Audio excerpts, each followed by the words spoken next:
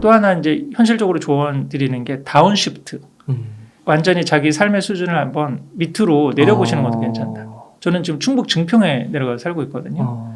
근데 지금 거주 비용이 거의 뭐 전세나 매매나 거의 1억 이하 저기로 할 수 있고 현금을 뭐 확보할 수 있는 그런 가능성도 굉장히 많고요. 근데 뭐 서울 수도권에 사시니까 저처럼 막 이렇게 지방으로 확 다운시프트 하기는 사실 쉽지 않으실 수 있는데 그 전에 한번 분당으로 이사 갈까 말까 고민하는 가정한테도 그렇게 조언한 적이 있거든요.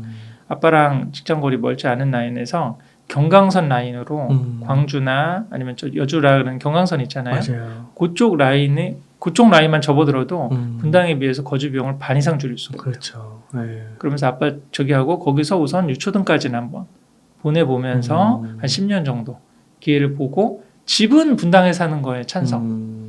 그렇게 해가지고 아까 지금 이제 구체적으로 말씀드리면 이제 전세가율이 한 뭐 80%, 60, 70% 학군진이 60, 70% 정도 되면 이제 그 적기라고도 볼 수가 있거든요. 지금은 50% 이하 막 이러는데 지금 거의 50%죠. 그게 좀 더 올라가서 한 60, 70% 정도 전세가율이 된다라고 그러면 거의 이제 저점까지 왔다라고도 볼 수 있는 시기인데 네. 그럼 그거와 10년 정도 한번 기다리셨다가 뭐 그렇게 지분 하여간 그때 적기에 매수를 하드시고 실거주 비용은 좀 낮추고 또 거기는 아무래도 주변이 막 뭘 시키고 뭐 영어 유치원 보내고 그다음에 애들 아웃풋이 나오고 막 그런 스트레스가 없을 수 있잖아요. 그리고 또 자연 속에서 좀 더 애들을 좀 뛰어놀게 할 수 있고 그런 상황에 봐서 애가 공부가 된다 그러면 그래 그럼 우리 분당에 마련한 집으로 가서 또 공부를 해보자 뭐 이렇게도 할 수 있고 아니다 싶으면은 그냥 그 분당에 있는 집은 투자 우리 집안의 어떤 그 경제적 자유를 뭐 주는데 하나의 파이프라인으로 뭐 삼고 실거주는 계속 여기서 살고 그 대신에 전 세계를 다니면서 애들한테 그 아낀 비용으로 해서 우리 미국 같은 데서는 갭 이어라고 그 대학 들어가고 난 다음에 1년은 전 세계 뭐 여행을 해라. 맞아요. 뭐 그런 것도 있다고 그러잖아요. 핀란드 애들 뭐 그런다고 네. 하는데요. 네. 그러니까 우리 뭐 최소한 그럼 유럽까지 힘들다 그래도 그러면 한 뭐 방학 때 대학 들어가기 전에 지금 한 2달 동안 중국하고 일본 그다음에 저 동남아의 가난한 나라 하나 요 군데는 한번 네가 돌아보고 견문을 넓혀보고 그럼 그러려고 해도 뭐 경제적으로 여유가 있어야 되는데 유초중 때부터 완전히 다 뭐 쏟아 부은 상황이면은 그런 거를 한번 해보라고 권할 비용도 사실 없는 게 될 수도 있으니까. 그러니까 그런 아이들이 그런 식으로 만약에 교육을 받고 환경에 노출되고 10년이 지났습니다. 네.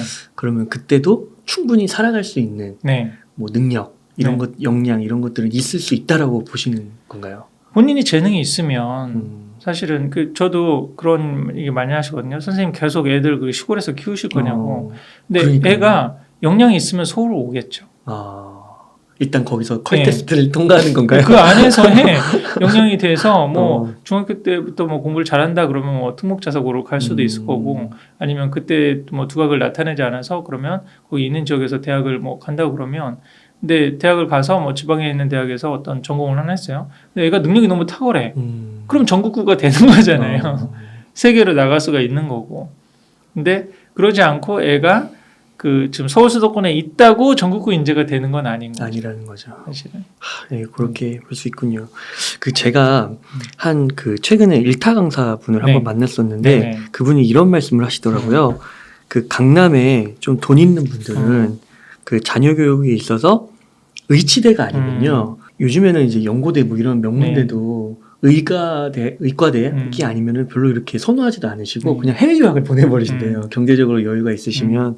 근데 여전히 좀 중산층들, 중, 고 사이에 계신 분들은 여전히 좀 그런 스카이나 뭐 인서울에 목을 맨다. 네. 근데 이게 좀 맞는 관찰인가요? 그 이렇게 질문 하나 또 드려볼게요. 우리 재벌 집의 자녀분들은 대치동에 살까요? 그러게요. 성북구나 뭐 평창동 이런 데 사신다고 맞네요, 그러잖아요. 맞네요. 그리고 또 우리 학군에서도 이거 좀 민감한 얘기인데 테헤란로 북쪽하고 남쪽 분위기가 좀 다르다는 얘기 그거 소위 있거든요. 뭐 태북 태남이라고 태남? 미디어에서 나오더라고요. 압구정동이나 청담동 같은데 뭐 아파트 가격도 30억대 넘어가고 그러잖아요.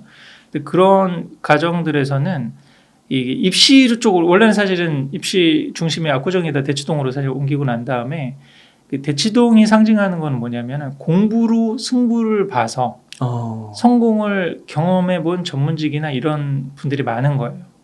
내가 다른 거 우리 물려받은 자산이 많은 그런 게 아니라 내가 열심히 공부를 해가지고 공부를 잘해서 좋은 대학에 가서 그런 전문직을 가졌더니 사회적으로 인정받고 경제적으로도 뭔가 해본 그 성취 경험이 있는 분들이 내 자식도 그렇게. 실제로 하는. 그 대치동에 그런 분들이 많으세요? 부모? 대치동 지금 유명 자사고의 부모님의 반은 거의 의사, 판검사. 반이요. 그것뿐만 아니라 소위 말해 명문학군이라고 그러는데 가만히 생각해 보세요. 지금 대전의 둔산학군, 대구의 수성학군 이런데 만약에 대전의 의사 선생님들은 어디 살까요? 다 둔산동사네요. 거의 둔산동. 그렇구나. 아니, 인천의 의사 선생님들은 어디 살까요? 송도. 거의 송도에 살죠. 반 이상이 송도에 살죠. 그렇구나. 그러니까 이렇게 그리고 만약에 또 판검사님들 같은 경우는 지방 발령을 많이 받잖아요. 인사 있어가지고 지방 발령 와서 내가 경상도 쪽으로 발령을 받았어요. 그럼 어디 사실까요? 다 대구 수성에 사는 거죠. 이렇게 지금 소위 말해 명문학군지라고 하는 데가 전문직이 본인이 공부로 승부를 봐서 성과가 났고 그거를 자녀에게 물려주고 싶다. 그런 거구나. 라고 하는 성격이 있고 그거의 다음 버전이라고 할 수 있는 게 분당이거든요. 강남 쪽으로 출퇴근을 하면서 뭔가 강남 쪽에 있는 대기업이라든지 이런 지역에서 나도 하여간 공부를 해서 좋은 회사에 들어갔고 그래서 우리 자녀도 하여간 그 길밖에 없다. 물려받은 자산이 많은 건 아니고 그런 가정들이 또 전국에서 제일 많이 수도권에 제일 많이 모여 있는 데가 또 분당이라고 할 수가 있는 거거든요. 그래서 사실은 자산가는 입시에 목을 매지 않죠. 공부를 시켜봐서 공부가 아니다. 근데 얘를 그래서 제가 옛날에 그런 농담도 많이 했거든요. 그리고 예체능을 그래서 좀 많이 시키거든요. 아니면 유학을 국제학교로 아예 빼죠. 초등학교 때 공부하는 상황을 봤더니 얘가 수학이 안 돼요. 이런 상황에서 그러면 너 안 되니까 그럼 대치동 가가지고 과외 받고 이렇게 해가지고 너는 입시로 이렇게 해라. 이렇게 스트레스를 줄 필요가 없잖아요. 근데 지금 아까 말씀하신 국제학교나 이런 데는 입시로 줄을 세우지 않잖아요. 평균이 있는 게 아니고 다중지능적으로 해서 네가 잘하. 근데 비용이 많이 들죠. 비용이 많이 너무 학비가 3만 불, 4만 불 이런. 그러니까 저도 이제 국제학교 다니던 아이들 재외국민 특례에서 많이 가르쳐보고 그랬는데 확실히 자존감은 높아요. 성적으로 이렇게 비교하지 않고 그러니까 선생님 나는 공부는 못해도 악기 하나는 잘해요. 운동 하나는 잘해요. 이렇게 되는데 그 자존감 하나를 세워주자고 1년에 3만 불, 4만 불 하기는 그렇죠. 사실은 홈스쿨을 하거나 대안학교를 가서도 아니면 일반 학교에 다녔어도 자존감 있을 수도 있는데 가정교육을 잘하고 그러면 너무 비용이 많이 드는 거죠. 이 자존감 하나에는. 그래서 현실적으로 사실 자산이 있는 분들은 애가 입시 쪽으로 아니다라고 그러면 빠르게 방향선언을 하죠. 그러니까 우리 재테크에서 왜 부자의 마인드를 가지라고 그런 얘기 많이 하잖아요.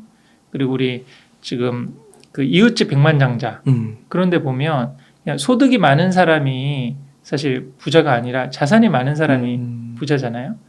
그분들은 굳이 그런 학벌이라든지 그런 거 별로 많이 신경 쓰지를 않잖아요. 그리고 부자들이나 아니면 최상위권에 있는 분들은 전략적 사고가 굉장히 빠릅니다. 왜 그러냐면 근데 중간에 있는 분들이 애매한 거예요. 왜 그러면 이거 아니면 나 죽는다라고 하는 그 불안이나 공포가 굉장히 많거든요. 그렇구나. 우리 지금 자산도 없는데 공부도 못해. 그럼 우리 끝장이네. 한국 사회에서 이런 불안이 사실 굉장히 많은 거잖아요. 그러니까 어떻게든지 자산을 늘리기는 쉽지 않은 것 같아. 이렇게 지금 투자를 공부하고 10년을 기다렸다가 하고 어느 세월에 가능성이 있을까? 사교육비 아껴서 이렇게 가능성이 이런 게 사실 불안한데 교육적인 거는 우리나라 그 사회 전체가 경험을 했잖아요. 굉장히 독특한 건데 지금 일본만 해도 학군이 없거든요. 왜냐면 도쿄대 반 이상은 귀족들이 거의 갑니다. 사립초등학교부터 우리 미국 영미식으로 말하면 보딩스쿨부터 다녔던. 그래서 일본에 있는 정치인들 대부분은 다 아버지가 정치인이고 거의 네트워크가 본인이 되는구나. 그 안에서 사립초등학교를 다니고 그렇게 해가지고 갔던 학생들의 티오가 있잖아요, 사실은. 미국도 그런 기업은 입학제 같은 그런 티오가 있는 거야. 아버지가 예의를 나오면은 아들이 예의를 가능해서 기부금을 많이 내고 그런 게 있잖아요. 기업 입학제. 네. 그러니까 이렇게 된 사회인데 대한민국은 6.25 이래로 소위 말해 귀족이라고 하는 그런 사회적인 계층이 다 없어진 상황에서 제로 베이스에서 한번 출발해 본 경험이 있는 거예요. 그때 유일한 게 공부였죠. 학벌이고. 그거에 대한 성취 경험이 있으니까 그거에 대한 환상이 지금 계속 남아있는 거죠. 잔상이 남아있으니까 자산은 없으면 그래도 공부를 해도 잘하면 우리는 어떻게든 뚫어볼 수 있을 거야. 라고 하는 이런 생각에서 사실은 올인을 하는데 근데 진짜 부자들이나 진짜 그런 상류층에 계신 분들은 공부를 시켜본다는 거죠. 시켜가서 뭐 얘가 공부를 잘해서 의대를 가고 뭐 변호사가 좋은 거죠. 거기다 뭐 자산까지 쓰면 뭐 괜찮은데. 근데 공부를 시켜봤는데 공부 아니다. 그러면 빠르게 방향전환을 하는 거죠. 그래서 그냥 국제학교로 가서 영어 하나만 잘해. 그리고 또 유학을 만약에 뭐 그 자산이 굉장히 많으신 분들은 유학을 많이 보내는 이유 중에 하나가 우리나라 학벌 스트레스도 있고 또 하나 그 장점이 하나는 영미계 쪽으로 가 그러면 인종차별을 받잖아요. 내가 한국에서 부자였는지 아니었는지 뭐 어떻게 알아? 걔네들이. 그게 또 장점으로 작용할 수 있어요. 가가지고 뭐 인종차별 받고 힘들고 막 그러면 내가 한국에서는 뭔가 뭐 썸띵인 줄 알았는데 여기는 nothing이구나. 뭐 이런 생각을 갖고 그러면 위험한 게 근데 그런 거죠. 마약이라든지 뭐 안 좋은 뭐 그런 데 빠지가지고 그냥 방탕하게 가면 그거 좀 문제가 있지만 그렇지 않고 나름대로 거기서 그쵸. 바닥을 경험해보고 고생과 역경학습 고생을 한번 해보고 그러면 그걸 겪고 와가지고 한국에 와서 그러면 아버님이 뭐 이루신 뭐 사업이라든지 그거 잘 좀 지킬 수가 있겠죠. 그 자산가들은 가장 큰 관심이 뭘 만드는 게 아니라 지키는 거잖아요. 지키는 거에서 핵심 역량이 뭘까? 애가 문제집 푸는 걸까? 계산을 잘하는 걸까? 네. 사람을 잘 알아보고 그렇죠. 적재적소에 사람을 쓰고 격려해주고 이 큰 그림을 그리니까. 그래서 우리 그 자기개발 성공서에서도 그런 얘기 많이 하잖아요. Magic of thinking big. 큰 그림을 그리고 큰 눈덩이를 그리면 잘 자란 거는 별로 신경을 쓰지 않는데 잘 자란 작은 이게 목표나 꿈이 작거나 아니면 아이들의 교육에 대한 비전도 작으면은 여기 가서 문제집 연산 지금 못하면 어떡하지? 그다음에 지금 영어 이거 이 정도 안 나면 어떡하지? 선행을 이렇게 안 하면 이런 거에 너무 많이 걱정을 하시게 되는 거예요. 참 그러네요, 진짜. 큰 그림을 그릴 수 있고 그런 삶이 돼야 되는데, 그러니까 이게 자녀가 교육을 뭐 이렇게 좀 적응을 잘 못하고 힘들어하는 게 비단 자녀만의 문제로 100%를 생각하면 안 될 것 같고. 맞습니다. 이 부모도 사실 어느 정도 이렇게 균형 잡힌 상태에서 이렇게 성장을 하고 사회적 성취도 어느 정도 좀 이루어야 되고 이런 게 몇십 년에 걸쳐서 좀 이루어져야 될 것 같다는 생각도 좀 들고요. 부모가 사실은 나름대로의 성공 경험이라는데 그런 게 있으면 좀 여유가 있죠. 아이를 좀 믿고 기다려줄 수 있고 굳이 지금 이거 못해도 괜찮다. 그래서 이제 제가 자녀 교육 쪽에서 많이 얘기하는 게 애를 키우려고 하지 말고 나를 키워라. 부모가 역량이 되고 우리 뭐 김미경 원장님 같은 경우 맞벌이로 막 이렇게 해요 그랬는데 그럼 아이들 교육 뭐 어떻게 시키는가? 그럼 그래서 그 전에 한번 그런 에피소드 말씀하시더라고요.